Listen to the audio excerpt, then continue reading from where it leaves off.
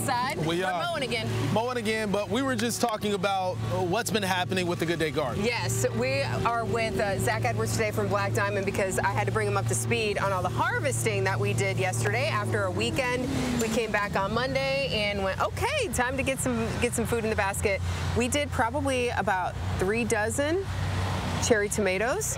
We did maybe 3 tomatoes off our early girls. We had, I don't know, Stephen, probably almost 10 jalapenos. Oh, nice. And maybe 3 banana peppers yesterday. I am curious though, Amanda, what about the carrots? What are our carrots looking like? The carrots didn't happen. We pulled them out, there was like nothing. There were just like roots. Oh, and we took 2 cucumbers yesterday too. Great. So Excellent. the last we had checked in with you, we sent you some pictures of some issues we were having. Yep, had a few different things going on. Yeah. This is the time of year where your garden gives you a lot of good feedback about what you're doing right, about what you're doing wrong, about things that happen that weren't necessarily underneath your, under your control. Right. So I definitely saw some pickle worms on your cucumbers. That's a controllable problem, with the right product.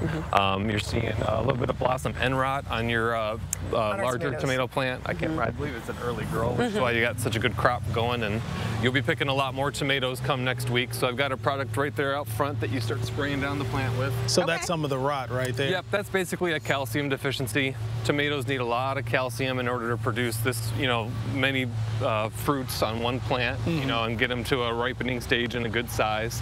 So basically that's liquid calcium. Okay. They call it rot stop because you have rot and they want you to stop it. And you want it to stop. But basically it's trying to reintroduce calcium as quickly as possible to your plant. Okay. So go ahead, feel free, spray the whole plant down. No, go ahead. Amanda, you got it. He just eats the food, he doesn't treat the plant. So do you spray directly onto those tomatoes that have rot as well? Does it help to restore those tomatoes? Or no, we're helping all these ones that are just getting going to prevent that rot from happening on your, your fruit that's growing in front of her, right in front of your eyes. The one that already has a little bit of rot on the bottom, you can salvage some of that tomato, use it, in some type of a dish, but, for the most part, just carve around the rot. Okay. And with this spraying that Amanda is doing right now, you just take that, use it generously, and spray the entire plant? Yep. Try to give the foliage, a good coverage. We're doing it on a little bit of a windy day, so Amanda's trying not to get too much in her face. But so we're just demonstrating right now. But yeah, you want to do it on a nice calm day. Put as much of the product on. Your plants are getting pretty big right now. Yeah. So at a certain point, you got to do a little bit more work, which leads me to a little bit of a watering critique that I'll give you guys. Okay. We want to do the finger test, so I'm going to stick my finger in the dirt right here amongst the jungle of plants. I went a good 1 to 2 inches down. It's pretty dry, it's pretty dusty. It's a dry time of year.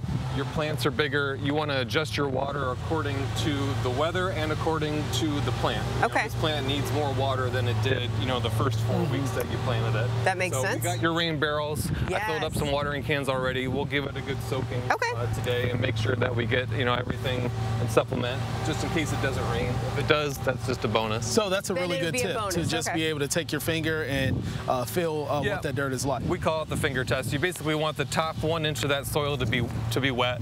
So that's, if you were watering and you were watering like you're washing your car and you do the finger test and you only go down a little bit and it's only wet, that just knows you didn't penetrate deeply enough with your water. So you want to water, like you got a good rain. Okay. It doesn't rain for 5 minutes, it rains for a good 20, 30 minutes or more. That makes sense. Yeah. Okay. Yeah. Good tip. So go ahead, Amanda. I was going to say, what do you think about the cucumber plants? I mean, is there That was my question as well. Okay. Yeah. The cucumber, we're gonna push it to its limits. It's still trying to bloom. That shows that there's still potential to it. We'll continue to fertilize it.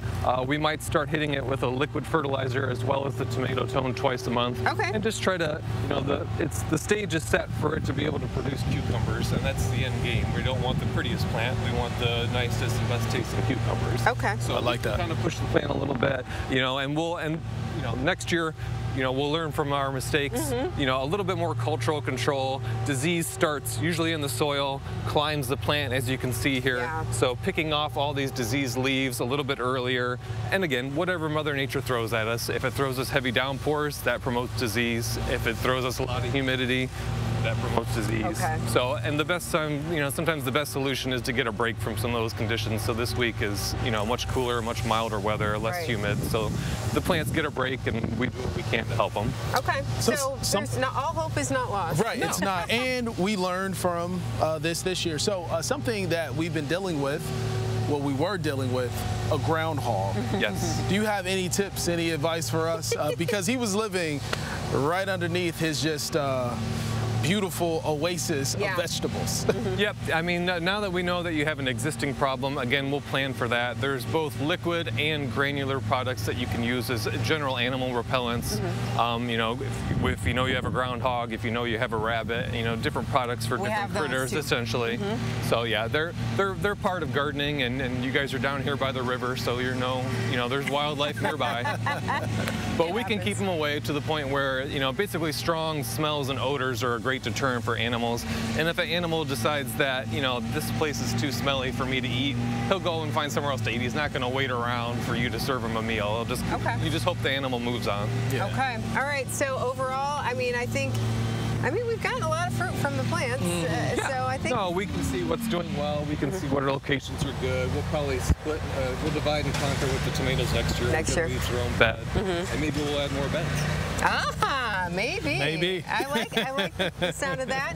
Thank you so much for joining us. We do have some viewer photos, I think, to show this morning as well. Chris Beibler sent us some photos of her garden, and I just everything you can possibly imagine, Stephen, she has it. is in this garden and has worked so hard to maintain it. And Zach, we've been getting a lot of tips from viewers too. You know, people who you know, they've seen it all. They have green thumbs. They know what they're doing. Yes. They've been through all of the situations. Yeah. So Chris, thank you so much for sharing your photos with us this morning. Keep them coming, folks. I do have some more we'll show next week, but you can email them to me, afaye@WTOL.com, or send them to me on Facebook as well. And the rain is starting to fall right now. So that's good news, right, Zach? We could use that. That'll help the garden. Thank you so much. Thanks, Zach. Appreciate your help.